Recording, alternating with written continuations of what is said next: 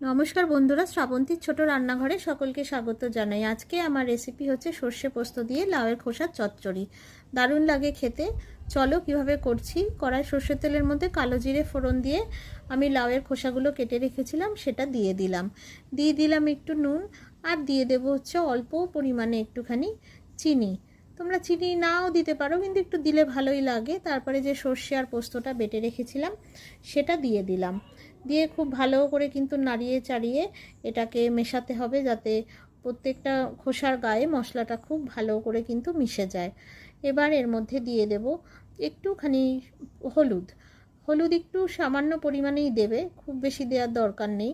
তারপরে একটু বাটি ধোয়া জলও দিয়ে দেবে, আর কিছু ওপর থেকে কাঁচা লঙ্কাও দিয়ে দেবে।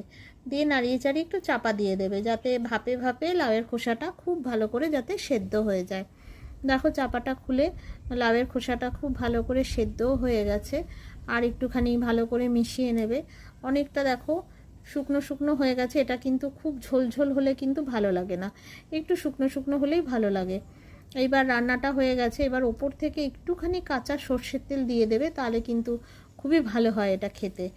যেহেতু একটু সর্ষে আর পোস্ত আছে, একটু কাঁচা সর্ষের তেল দিয়ে দিলে কিন্তু এটা স্বাদ আরও ভালো লাগে। এই দেখো তৈরি হয়ে গেছে আমার এই লাউয়ের খোসার চচ্চড়িটা। তোমাদের কেমন লাগলো অবশ্যই জানিও, আর তোমরাও বাড়িতে এইভাবে রান্না করো। তাহলে আজকের মতো টাটা, দেখা হচ্ছে অন্য কোনো রেসিপির সাথে।